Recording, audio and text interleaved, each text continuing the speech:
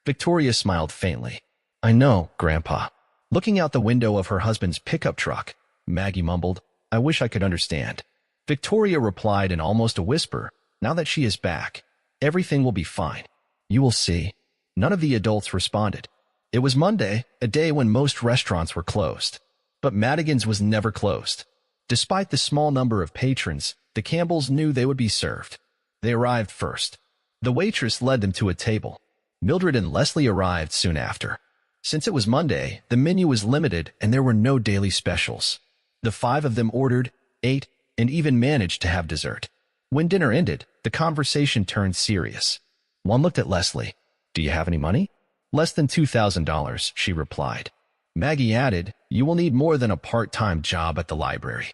Victoria suggested, why do you not move back in with us? No, that is not a good idea, Mildred interjected. I am not completely naive. Leslie returned home to try to make things right. Am I correct? I nodded in agreement. Mildred continued, if she moves in with you, Francis will not come home. I'm not saying I am taking sides, but I believe this marriage can still be repaired if things are handled properly. And by taking Leslie in, you may make it worse. One responded thoughtfully, so you believe it is better if she stays with you? Mildred nodded. Yes. First of all, she will be safe there. Second, we could use my house as a neutral space, a transitional place to occasionally bring them together. Besides, I am lonely. I will need to pick up some furniture, I said quietly. One interjected, yes. This will force Francis to see you. He will have to help. I asked, how can we get Francis to talk to me? I have a plan, one replied. How will you do that? Just be quiet and trust me. Do what I say when the time comes. I looked down, thinking to myself, they are helping me so much, but I do not deserve it. Yes, sir, I said. One muttered, that is better. Now, about insurance and transportation. The car is still in Francis's name, correct? I nodded. So, you do not have a car or insurance? I nodded again. One looked at Mildred. Are you going to let her drive your late husband's old truck? Mildred nodded. It is pretty beat up, and it still smells from when his dog used to ride in it. But yes, I think that can work. Okay, one said. We will put her on our insurance, and she will drive the old truck. He pointed at me. But only for work. I nodded. But I do not have a job. One frowned. I said to be quiet. I nodded again. My father continued, as for a job, you will have one. I have thought of something. Mildred, she will be under your supervision. You will keep an eye on her. She is not to go anywhere, especially alone. He turned to me. You, Leslie, must earn your way back. I mean that. You must show that you deserve this chance. I expect to see you in church every Sunday. You will behave modestly and respectfully at all times. Be polite to everyone. If anyone says anything about what happened, you apologize. Leslie, you are going to have to work to regain everything. Take your place back here. Do you understand what I mean? I think I understand, I replied. Good, he continued. I'll buy you a basic phone, nothing fancy. We'll add you to our Visa account, but it will be for fuel only. I was surprised but nodded in agreement. Wallen continued, frowning. Now, about your belongings. Maggie, you and Mildred will take Leslie to Walmart to pick up some essentials. He paused.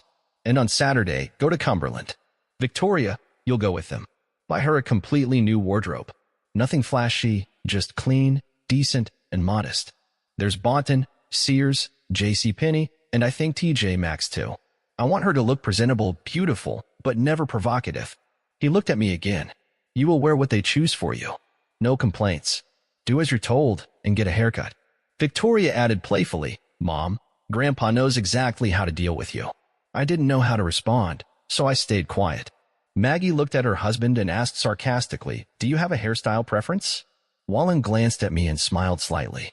I like ponytails. Mildred laughed and gently tapped my wrist. So it'll be ponytails. Victoria grinned. This is going to be great. I didn't know what to think. What was next? Leslie was back, completely alone and with nothing but the clothes on her back. But her in-laws, her adoptive parents in many ways, and a kind-hearted widow with firm values, had taken her in. Of course, Leslie was heartbroken. Her life had unraveled. Her marriage was nearly over. But somehow, she still believed that not everything was lost. Rough waters lay ahead.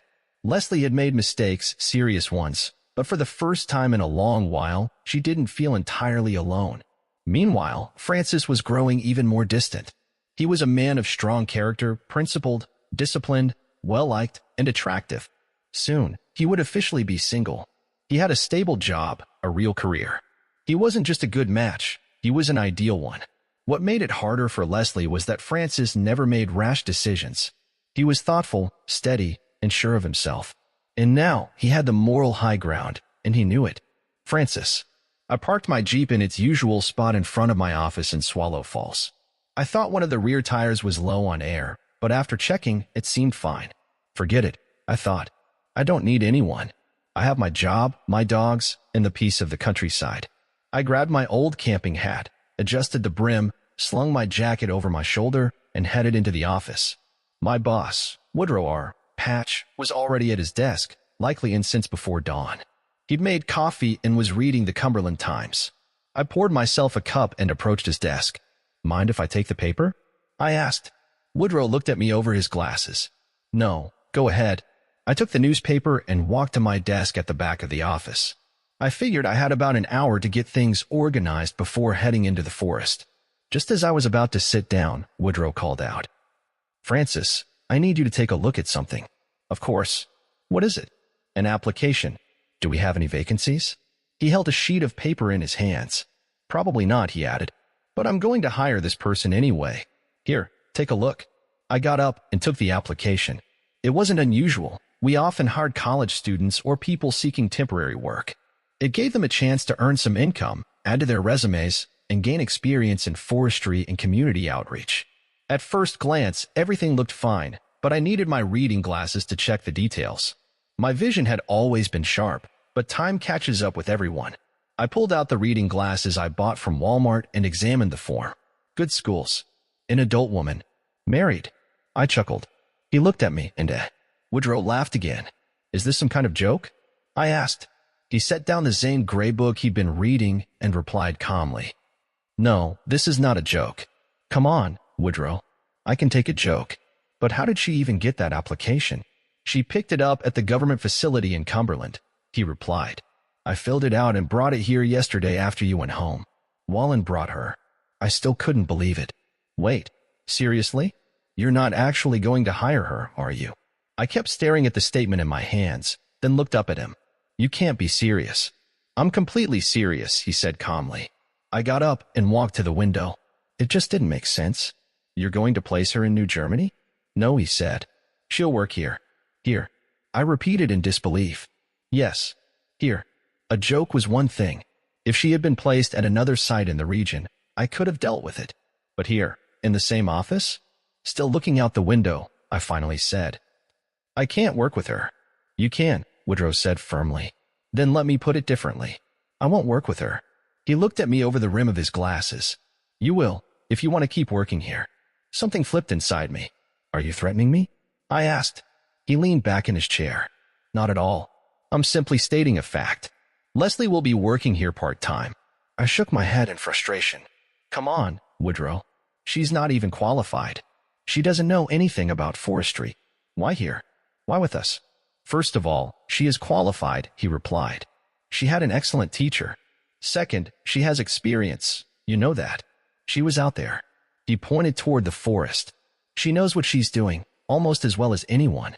I was getting angry. Oh, really? What about the qualifying exam? Woodrow knew I meant the state civil service exam. He responded calmly. She doesn't need to take it. I have funding for her position through a state-supported project. Under the program's guidelines, I can hire any local resident who is classified as low income and willing to work. I muttered under my breath. Typical, another one of those state-sponsored jobs our idealistic friends in Annapolis came up with. Without missing a beat, Woodrow replied. Yes, just like the ones that gave your kids summer jobs and helped them earn a little money during the off-season. That hit hard. I can't work with her. I'll have to request a transfer. Maybe SAT, for example. That's a good site. Woodrow chuckled. You're free to transfer if you want. Heck, you could even quit if it matters that much to you. But let me make one thing clear. If you transfer, it won't be to SAT or anywhere else along the lower eastern shore. You also won't be heading to southern Maryland. I walked back to the window. Yes, I know. There's a waiting list a mile long. I turned and added bitterly. Fine. I'll take what they give me. Woodrow yawned. Francis, I want you to be happy. I really do. But understand, if you leave, there's no coming back. Our office is one of the most requested for transfers. But here's the good news. There are openings in Central Maryland. Patapsco, Gunpowder Falls. I even heard the mayor of Baltimore wants to revive a catch-and-release trout program, like what old Shep tried to do. It won't work, I muttered. The streams are too polluted. Probably not, Woodrow agreed. But I'm sure the state would love to send a capable guy like you to help clean them up. You could help the city's park system too. They're dealing with a raccoon issue and a serious rat problem. You could help with that. Trash cleanup. Who knows, you might even find something unexpected now and then. You were in the Guard. You can handle it. I frowned but said nothing. He continued. And one more thing. You know all those health-conscious people drinking water from the city parks? If it hasn't started glowing in the dark yet, it's only a matter of time. You could help protect them from themselves. He was mocking me, but also being completely serious. I was stuck, and I knew it. Are you really going to hire her? Yes. It looks that way, he said. He had me. He knew I'd never leave home. When does she start? Next week. I felt completely cornered, and he knew it. Why are you hiring her, Woodrow? You know the history. You know what she did. Is this because of... Woodrow stood up and looked at me directly. It's not because I care for her. It's not because of your father. And it's not to punish you. He paused. You know why. With that, he grabbed his hat and walked toward the door. I'm heading into town for a Danish. He didn't hire my soon-to-be ex-wife because she was qualified. It wasn't because of my father. And it wasn't because he wanted to hurt me. It was about something else. It was about revenge. Leslie. Yes, Leslie had done something. Something real. I remembered that. And I knew I had been caught. That same Friday morning, just as Woodrow was putting me in my place, Maggie, Mildred, Victoria, and Leslie climbed into it. The old K5 rumbled down the road as we drove into Cumberland for a shopping trip. Maggie was behind the wheel. Mildred sat in the front passenger seat, and Victoria and I were in the back.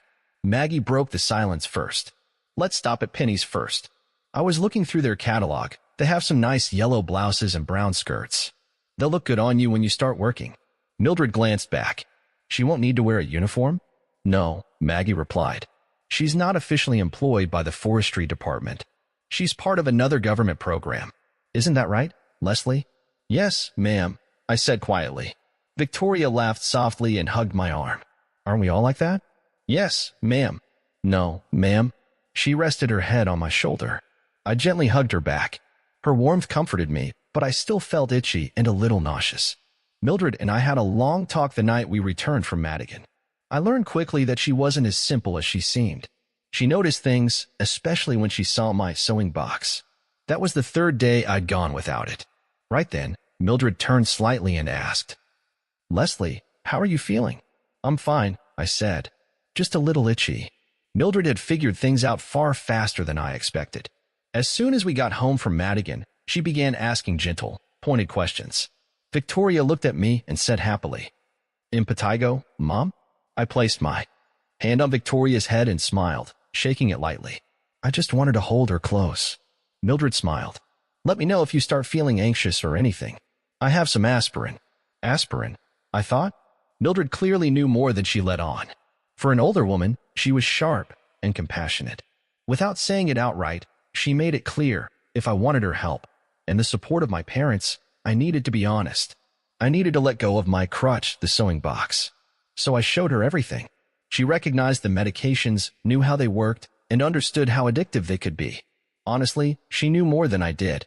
I had to explain where each medication came from, who gave it to me, and how long I had been taking it. When our little talk ended, she took the sewing box. She let me keep only the Provigil. I had tried to hide a couple of pills, but she found them too. Everything else, down the toilet. I told her my story. She listened and explained that the sewing box problem didn't start yesterday. It began in middle school, grew worse in high school, and followed me to college. After I got married, things were so good I almost never needed anything. But after the accident Victoria and I had, I stocked up, just in case. Still, I didn't really use much until last year. I didn't tell Mildred what exactly changed a year ago, and she didn't ask. Somehow, she understood. Now, sitting in the car, I glanced between Mildred and my mother. I feel excited, I admitted. like a child getting ready to buy school supplies. We spent the morning at Penny's, going from one department to another. I had 3 people picking out outfits for me to try on. I tried to go with the flow and not interfere too much. Honestly, I liked most of what they picked. Well, almost everything. Victoria's taste leaned a little childish, so I had to be careful. If I touched or looked at something, it was instantly added to our pile. We used my mother's credit card. She said Juan had already arranged everything, and that the card would be mine before the weekend. I was fully covered, at least for car insurance. My dad had called his agent and added me to his policy. No problem, he said. But health insurance was more complicated. I didn't have any. Still, I probably didn't need it. I rarely got sick. I actually knew Dad's insurance agent well. His youngest daughter had been in Victoria's class from kindergarten through high school. I was even the class mom in elementary school. His daughter was quiet and a bit shy, not what people would call pretty. But I always made her feel welcome. She sat with us at spring picnics. I even brought extra food just for her. She loved my deviled eggs. I especially remembered her first day of school. Her mother had brought her in late. The poor girl was frightened and alone until my Victoria went up, took her hand, and led her to her seat. I remember Victoria telling her, "We're going to be friends now." They truly were friends, right up until 7th grade. Then, the girl's parents divorced. During the proceedings, her mother was granted custody, and they moved away. I remember clearly that I never liked her mother. From the very beginning, I had a strong sense that she was not a good parent. In 1st and 2nd grade, the girl often came to school without a proper lunch. Victoria once told me that sometimes her friend only had a jam sandwich she had made herself. After hearing that, Victoria began taking an extra lunch with her every day, 2 sandwiches, an extra piece of fruit, and always 2 small packets of cookies. When they reached 3rd grade, the new school opened a canteen. I started giving Victoria a few extra coins so her friend could buy something if she needed to. I do not think the girl's father, our insurance agent, ever knew. I certainly never told him, and I do not believe Victoria did either. She wanted to, but I explained to her that as Christians, we must do good deeds quietly and without seeking recognition. Even so, I never liked that mother. I could not stand her. And now, looking back, I realize that I was not so different. I feel deeply ashamed of that. We stopped at Ruby Tuesday for lunch. I had wanted to order a salad, but Maggie and Mildred insisted that I get a hamburger and fries instead. Maggie said I looked too thin. The truth is, I had lost some weight. I used to weigh around 140 pounds, definitely overweight. Now I think I am around 110. No, I do not have anorexia. I just have not had any appetite since, well, you understand. In a strange way, I was grateful that Mildred had taken away my sewing box. I still felt nervous and tense, but it was not as bad as it had been on Wednesday night. That night, I had a complete breakdown. I screamed and sobbed. Mildred simply sat in the living room, hands folded in her lap, quietly listening. Her calm made me even more upset. But when I finally collapsed from exhaustion, she called me over and wrapped me in a hug. Mildred has children, but they are all grown and have moved away. That night, she tucked me into bed and stayed in my room while I cried. I felt incredibly lucky to have both my mother and Mrs. Beals. I knew they were waiting for me to come clean, to admit what I had done. I was afraid. Maybe one day, I would be able to tell them. As we were leaving Ruby Tuesday, Mildred asked me how it came to be that Woodrow Patch had decided to offer me the job. "I don't know," I replied. Then, my daughter revealed everything. Victoria was holding my hand. She looked at me, then at Mrs. Bilson, and said, "I know." "Victoria," I said gently, trying to stop her. "No," Mildred interjected. "I want to know." "There's really no reason," I tried to deflect. "I think he was just loyal to an old friend." "Wallen." Victoria pinched me. "It's not like that, Mom, and you know it." "Victoria," I whispered sharply. But Mildred would not let it go. "Come on now. Someone tell me the truth." Victoria pinched me again and said, "I'll tell you everything, Mom." I sighed. As we got into the car, Victoria began to explain. It was October, almost Halloween, and I was in 7th grade. I needed fabric for a costume, and the only place that had what we wanted was Joe and Fabrics in West Virginia. My mom took me there to look at the samples. She said I was old enough to sew my own costume, so I had to do everything myself. We bought red fabric because I wanted to be a cardinal, a big red bird. On the way back, I saw Carolyn Wetzel standing on the side of the road. A group of boys was surrounding her, and they looked like they were trying to pull her into the woods. I screamed for my mom to look. She saw it and immediately stopped the car. She handed me her phone and told me to call 911. Then she jumped out and ran toward the group. I remember it was wet and cold. I slid into the driver's seat and rolled down the window while I called for help. I could hear my mother yelling at them to leave the girl alone. There was shouting, cursing, and a lot of threats, but they let her go. The boys jumped into their truck and sped off down the gravel road. Carolyn was crying hysterically. Between sobs, she told us what had happened. Her boyfriend, now her ex, had tried to pressure her into doing something she did not want to do. She ran away, but they followed her. She was walking home when they cornered her on that deserted road. We saved her and took her home. Mildred asked what happened next. Victoria continued the story. Carolyn's mother was Charlene Patch, Mr. Patch's daughter. So my mother was a hero. She saved Mr. Patch's granddaughter from harm. I told Victoria it was not that dramatic. But it was, Mom, and you know it, she answered. Victoria explained that I had written down the license plate number of the truck. When the police arrived, they told us those boys were a dangerous group, and the owner of the truck had a criminal record. Carolyn was very lucky that we happened to be passing by. We may have saved her life. Well, there you go. That is why Mr. Patch wanted to hire you. You saved the life of his only granddaughter. I shook my head at my mother and Mrs. Beals. Victoria is exaggerating. It was not like that, I said. Victoria rudely interrupted me. It was like that, Mom. After Ruby Tuesday, we stopped at TJ Maxx and bought more things. By the time we finished shopping, I had more clothes than I had ever needed, more than I had had in a long time, and some really good stuff. I had everything Wallen said I needed. I was glad to receive the clothes, but felt awkward about it. I knew I did not deserve their help. They did not know the truth. If only they knew. Well, we are back from shopping. God, I am so tired, I said after we unloaded all the bags. Maggie and Victoria got ready to leave, but not without a little quarrel. Maggie got into her SUV, but Victoria wanted to stay. She said, "You know, Mom, with so many new clothes, you will need someone to help you sort through everything and put it away. Maybe I should stay a while." At first, I thought it was a good idea. Since I had come back, I realized how much I had missed my daughter. I missed our late-night conversations, the pizza nights with her, Richard, and Francis when he was home. I even missed our quarrels. Only those who have raised a teenage girl will understand what I mean. Those, "I hate you, I wish I had never been born," and "I am going to run away from home" moments. But there was also a lot of good, much more good than bad. Richard never had much interest in horses beyond just riding them. He was like my father back in Baltimore. But Victoria wanted her own pony. I remembered that I had dreamed of having a pony when I was little. Francis was busy at work, but Victoria and I went looking for a suitable horse. We found a little mare named Sally. She was perfect, willful, but perfect. I still have photos of Victoria's early days with Sally. I saved photographs of Victoria, me, Richard, and Francis all standing together. Victoria is on Sally, and we are laughing and teasing each other. Somewhere, there are entire albums full of moments like these. Photographs of us swimming, rafting, kayaking, lying on the beach, or just sitting together in the living room.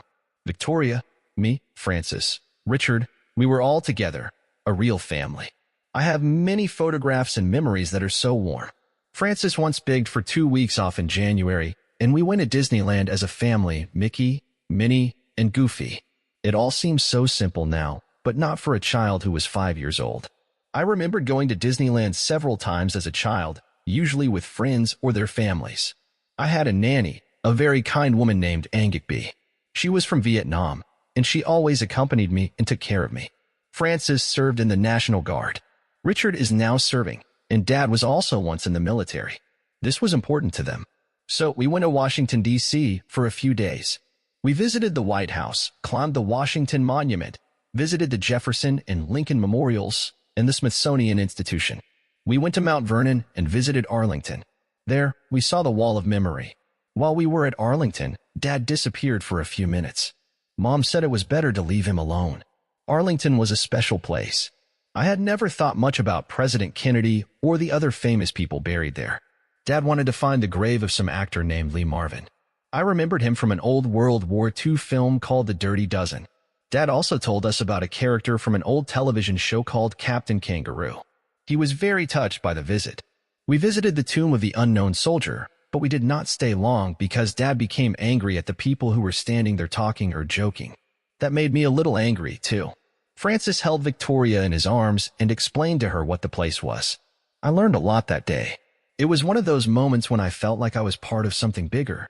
I realized that I live in a very special country. I love my country. This was never talked about in my childhood. My father was a businessman, and my mother was involved in charity work. I needed to stop dreaming so much. Victoria wanted to stay, and I did not mind at all, but Maggie and Mildred prevented this.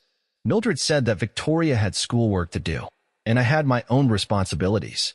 Wow, did I have responsibilities? I did not argue that they were interfering in my daughter's life. Maggie had been managing her for the last few months anyway. I am back. We will have time. Yes, yes, yes. I am back, and I am not going anywhere else ever. After my mother and daughter left, I smiled at Mildred and said, "Oh." I was tired and wanted to take a nap. How surprised I was when Mildred smiled back and said, "We need to keep you busy, my dear." She never called me anything other than Lizzie. Darling is probably how she addressed her own daughter. I asked, "What should I do?" Mildred grinned. "You need things to do, honey." Another affectionate nickname. I asked again, "What?" "Come on, dear, you have already spent enough time in bed. If we want to get you in order, get rid of the chemicals, and put you in the right state of mind, we need to take care of your physical form. You know what they say, the right body leads to the right mind." I had never heard this before. I tried to persuade her to let me sleep. "Mildred, I really do not want to. Bedtime will come later. But first, we will clean up a little. I will take care of the vacuum cleaner, and you can take care of the dust. Then, while I clean the kitchen, you can do the bathrooms." I grinned. "Okay, Mom." We got to work. After cleaning the house a little, Mildred allowed me to lie down, but not for as long as I wanted. Then she picked me up and started talking. "You know, Lizzie, on weekdays I usually go to the senior center. We play cards and bingo, and I also like to work out." She laughed. "Can you imagine?" She continued. "I want you to do something too. I do not think you will like bingo, but there are other things to do. You used to be involved in a variety of activities. I want you to come back to that. You know, I moved among people, communicated." I objected, "But Mildred." "They do not," she interrupted. "They will be glad to see you back. There are hundreds of places that need someone like you. God, you used to be a central figure in the city. To be honest, since your problems started, many places have been short of people." I asked, "Do you want me to tell you about my problems?" Mildred stood up, walked over to me, and took my hands. "Only when you are ready, honey." I asked, "Can I take a nap again now? I feel like a child." She replied, "I will call you when it is time for dinner. Maybe we will watch television later." I returned to my room. It was my daughter's old room on the first floor. We never used the top floor, and it seemed we never intended to. I put everything we had bought into the drawers and the closet. Then I lay down on the bed, on top of the covers. I did not fall asleep. I just lay there and thought about different things. I remembered that I wanted to tell my mother what I had done. She just gave me a pill, and now here I was with Mildred and Mom, and they were both willing to listen. I was afraid to tell them. I knew they would hate me, but I needed to tell someone. I needed to free myself from this burden. Maybe on Saturday, I mowed the grass. Mildred's husband had bought a lawn boy mower with a 2-stroke engine a long time ago. The hole was frosty, and he constructed supports from L-shaped metal rods. It took me a couple of hours to do this, and I remembered how I had recently mowed the grass at our house. We had John Deere garden equipment and a Troy-built mower. Richard sometimes mowed the grass, sometimes Francis, but most often it was me who did it. I liked it. I liked being outside, mowing the grass and weeding flowers. That is what I did all Saturday afternoon at Mrs. Bilson's all day. I thought about nothing but grass, flowers, and yes, insects. I have not taken any pills or anything for almost a week. Mildred went shopping, and I helped her bring in the groceries when she returned. It was very much like my old life. By Saturday evening, I was exhausted when Mildred announced that we were going to church in the morning. She was a Baptist, but she said that from now on, we would go to my old church. This threw me off balance. All I could think about all night was how much I needed antidepressants. On Sunday morning, Mildred and I drove to the church where I had once attended and where I had joined the congregation many years ago. Francis was raised Presbyterian, so we went to a Presbyterian church, Faith Presbyterian. I have never been particularly keen on Calvinism, and I think Francis was not either. We just went there, followed the liturgy, sang, prayed, donated money, and returned home. Little was discussed, and there was certainly no arguing. To be honest, I grew up in a very conservative Catholic church and never openly agreed or disagreed with what the priest said. For example, I did not think the Pope's words should carry more weight than the gospel, but I was raised to be a good girl who never challenged what she was taught. Right before my problems started, I was a Sunday school teacher. Problems is a stupid word to describe what I had done. I taught younger children. The last time I taught was the Sunday after Thanksgiving. So, we went to church. I was scared. I was sure that everyone would avoid me, and I could not blame them. How wrong I was. We stayed only for the service. I did not see Francis, but I saw Mom and Dad. Victoria was there, right on our usual bench. When the service ended, and after we shook hands with the pastor, who said he was glad I was back, several people approached us. I was sure that I would receive judgmental glances or hurtful words, but other than a few curious looks and the occasional, "We missed you," nothing of the sort happened. Everyone crowded around Mrs. Bilson, and then it dawned on me. Sure, I cheated, broke my vows, and destroyed my family, but Mrs. Bilson was a Baptist, and the fact that she came to our church outweighed all my wrongdoings. It was a relief not to be the target of all the fears I had. As for Mrs. Bilson, she made it clear that she remained a Baptist, but she and I would attend Faith Church until we decided what we wanted.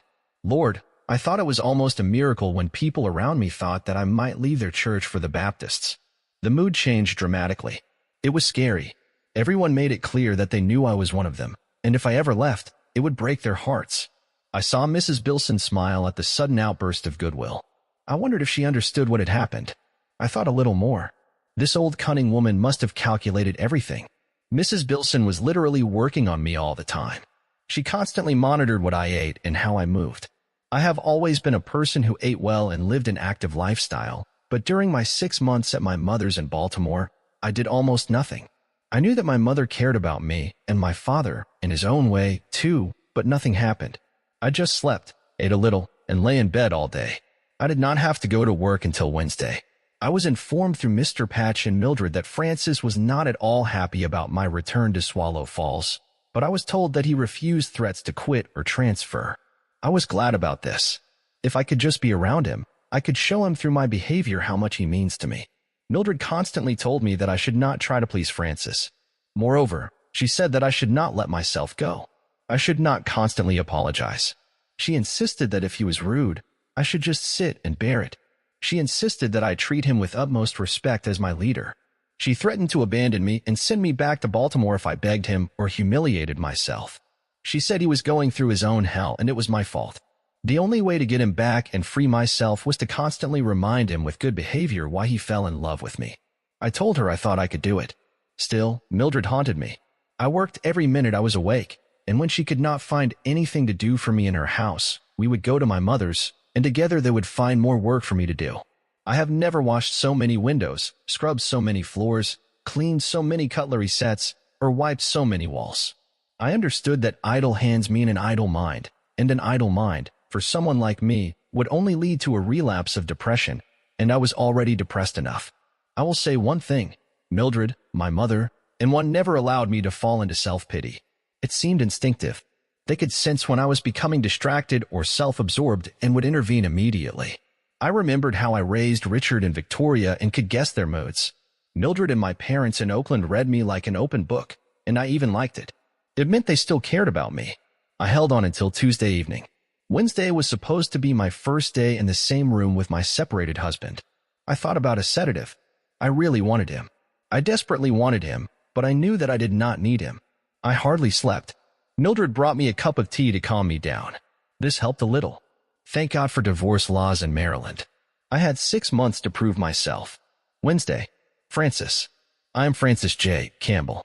I think about my son Richard, that little stupid boy who called me last night to remind me that Leslie would be there today. He reminded me that I should be polite. Polite? Is that his word?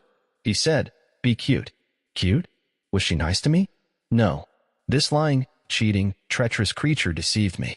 22 years. 22 years. 2 children are 2 lying traitors and parents. My own parents, neighbors, so-called friends, even my boss. Is there anyone on my side? Yes, 1 person. Well, okay, 2 if you count Vinica, but I know what she needs. Who is this one person? It is me. Oh, of course I am. I love honesty. Throw another coin in the box of truth, baby. I pulled into a gravel parking lot. Mrs. Bilson's truck took my place. This creature took everything. I see that Mr. Patch is already in place. Yes, no more Woodrow now, only Mr. Patch. Forget about friendship and good relationships. Oh, I will be polite. I will be polite. I am a professional, right? Isn't that what that romantic old guy said? You have to be a professional. Do not let personal matters interfere. Well, do not worry, old devil. I will not allow it. I got out of my Jeep, pulled out my bag and lunchbox, put on my hat, and headed inside Woodrow's hall. Mr. Patch was sitting at his desk with a newspaper. I noticed that Leslie had been assigned an empty table next to mine. Lord God, look at her. She has lost a lot of weight. I see wrinkles near her eyes, gray hair. She probably stopped dyeing it. She is wearing glasses, those bifocals of hers, in the uniform. No. Oh, damn. Look at her. Just look at her. God, it is terrible. Well, it is good that I do not have to look at her. With table arrangements like this, I will sit with my back to her. Why is she still so beautiful? She is wearing loose dark brown trousers and a light green blouse, like her eyes. Damn, the blouse matches the color of her eyes. Everything is very modest and decent. I see 2, not 3, buttons undone at the top, and she is wearing a bra. I see the lace of the bra. Woodrow. Damn, I broke my first rule. Never mind. Woodrow, it is cold in here. Maybe we should light a small fire. Woodrow looked up from his newspaper. Val, I threw my bag and lunchbox on my desk, ignoring Leslie as best I could. I went outside and collected some twigs. Returning to the stove, I opened the door and began to crumple the pages of yesterday's newspaper, piling small pieces of wood on top. I lit a match, and just like that, the fire began to blaze. I took a step back. Here, this is enough to warm the room until the sun comes out. I looked around. Leslie had her hair in a ponytail. She wore gold earrings with emeralds that I gave her. I do not remember whether it was for my birthday or just because she always loved beautiful jewelry. She also wore that gold cross on a chain. Damn, it still looks good on her neck. That neck, God. She is looking at me. Why are her eyes so wide? Her eyebrows are raised. Damn, her hair is parted down the center, and thin strands fall over her face. Oh, damn. She is blushing. She just put her hand on the buttons of her blouse. Jesus, Leslie, just do not button them up.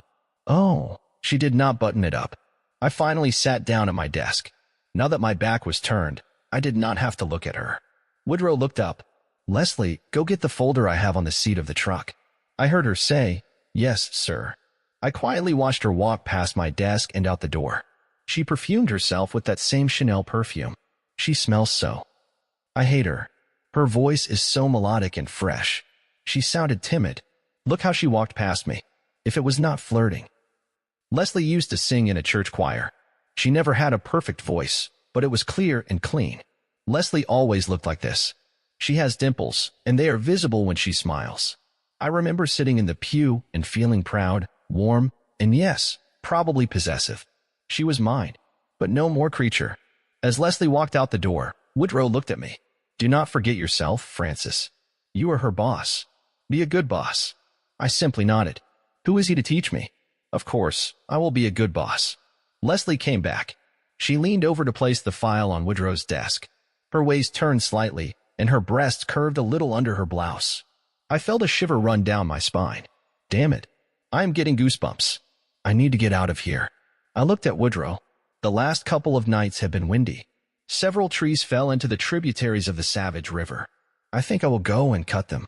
It is better to do it now than wait until it gets worse and colder, is it not? Woodrow looked at me. It is still wet there. These banks are steep and slippery. It is better not to go alone. I have been working with chainsaws since I was 10. Of course, it is dangerous. Most injuries are associated with chainsaws, but I was always careful.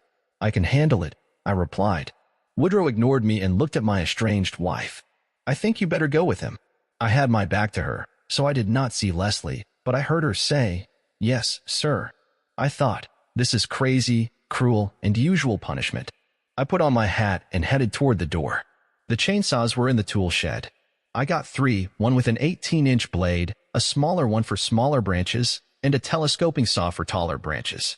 When I got there, I found chain oil and fuel mixture. We used steel sauce. Good brand.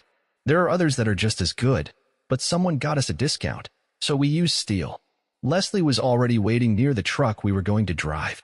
I put the saws in the back with the fuel and oil next to them. We had spare chains in the back seat, so although I did not think I would need them, they were on hand. Fool. I automatically opened the passenger door for her and held it.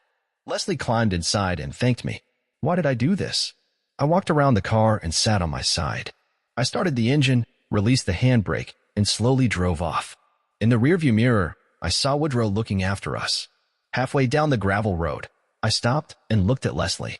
Listen, I do not like all this, the fact that you work here, but it looks like I will have to come to terms with it. I warn you in advance, stay away from me and do not try anything like that. She looked at me. Why does she always look like that? I said, I will be a good employee. I promise. Nothing about us. I turned away and looked back at the road. I continued driving. To my surprise, the morning went quite smoothly. Leslie turned out to be an excellent, no, even a very good, assistant. Although this was not surprising since she had done this kind of work for many years. Unlike some women, especially unlike our daughter, Leslie had always been a good helper.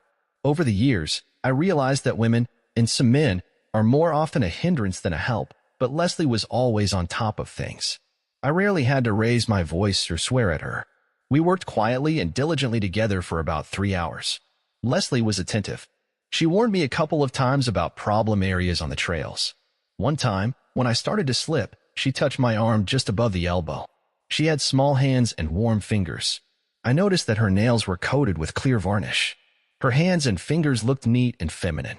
Even through my shirt, I could feel how soft they were, just as I remembered. I hated her.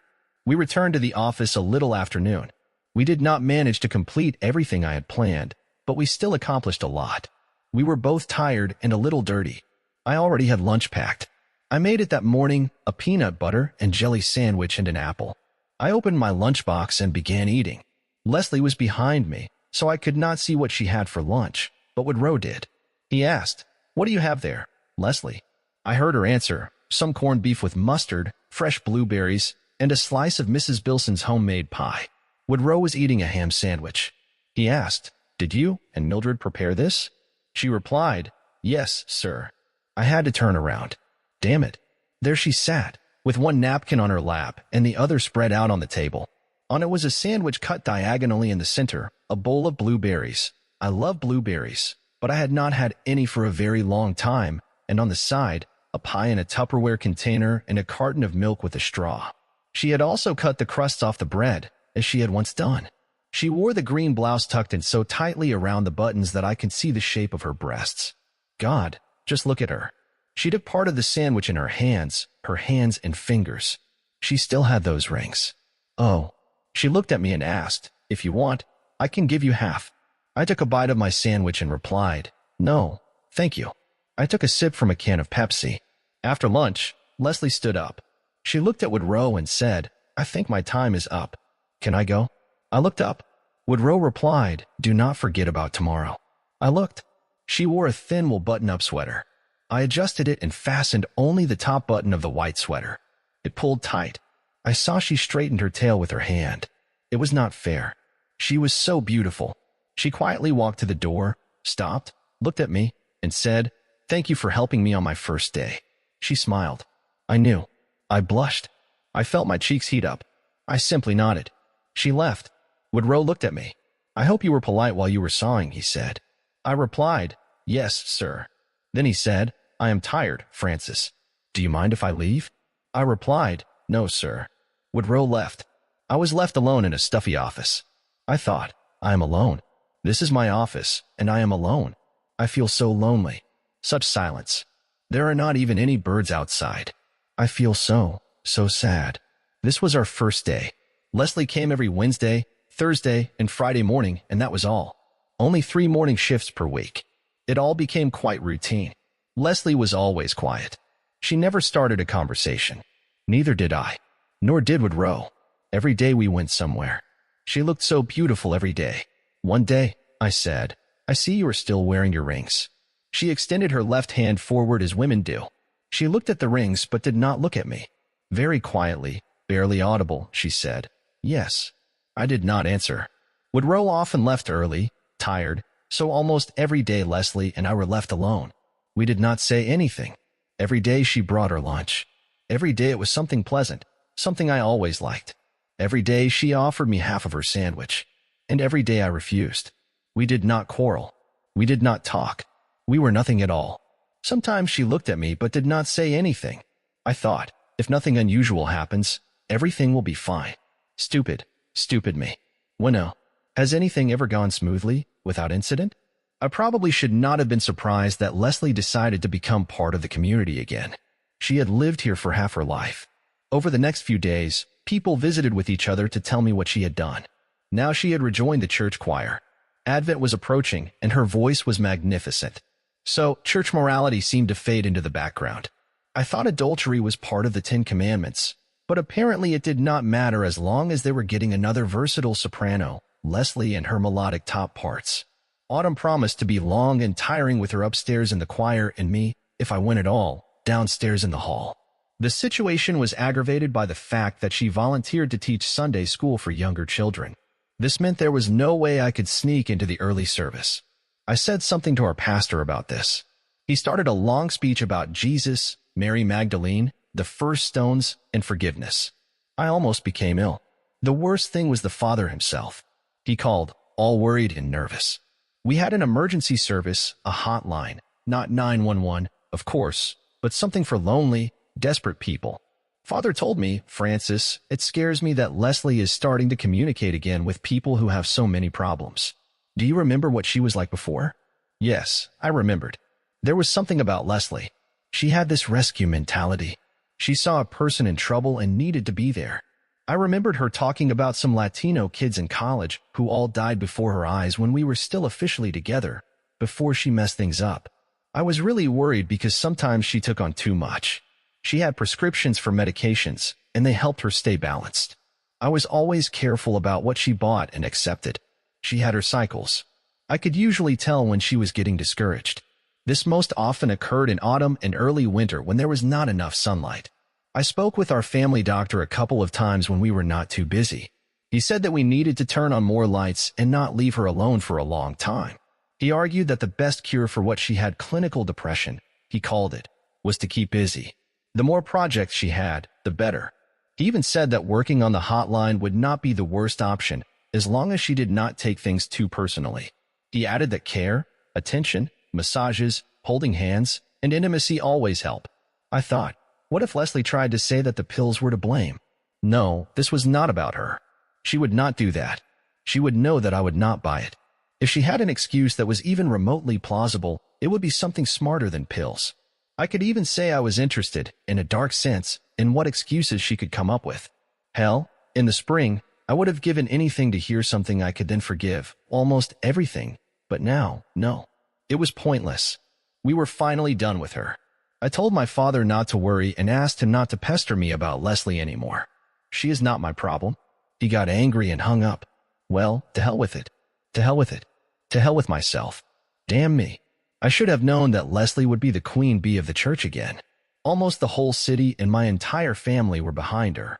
In addition to being a great cook, a great storyteller, and a passable athlete, especially in softball and soccer, she also had my mom and Mrs. Bilson cooking in her honor. And, of course, she was so beautiful. Yes, warm and beautiful and sweet. The children adored her. What could I do? I always went to church. I was an usher there, collected donations, counted money. I participated in the beautification committee. I no longer remembered how many windows I repaired, how many times I mulched and planted flowers, or how many times I was called to open the church or fix it. I stopped walking, and guess what? Nobody called. Nobody noticed me. Leslie was noticed. They could not help but notice her. My mother did not hesitate to remind me of this. Halloween was already around the corner. Someone at the church decided to throw a Halloween party with games, costumes, and contests. Guess who ended up on the organizing committee and who asked me to help? Of course, Leslie. One day after work, she came up to me and asked, "Can you help with the preparations?" I replied, "No, I am busy." Naturally, the party went ahead anyway. Victoria was there and told me everything in great detail. Leslie was the center of attention again. Did this surprise me? Not at all. She had always been like this, especially with children. Little kids adored her. Teenage girls looked to her for advice, and teenage boys simply admired her. She wore a princess costume to the party. The suit was not new. I remembered it. Oh, I remembered it very well. It is a small town, and rumors of Leslie's infidelity had started spreading months ago. But now no one seemed to care. Or maybe people blamed me. It was also obvious that she and I were unlikely to make peace. I was sitting in a mad mood after work one day when Joe Morgan walked in. He noticed me and sat down, uninvited, by the way, and said, "I heard you and Leslie broke up." I replied, "Exactly." He said, "I checked. By law, she cannot enter into a relationship until the divorce is finalized, but she can go on dates." I replied, "If you say so." He stood up and, leaving, added, "You do not mind, right?" It started to tire me. What did he think about himself? She never really liked him. She on a date? Funny. I said, she can do whatever she wants. Smart move, right? I certainly took revenge on her. 2 days later, my mother called me. She was beside herself with anger. That's the end of our first part of the story, but don't worry, there will be a second part of the story soon. See you later.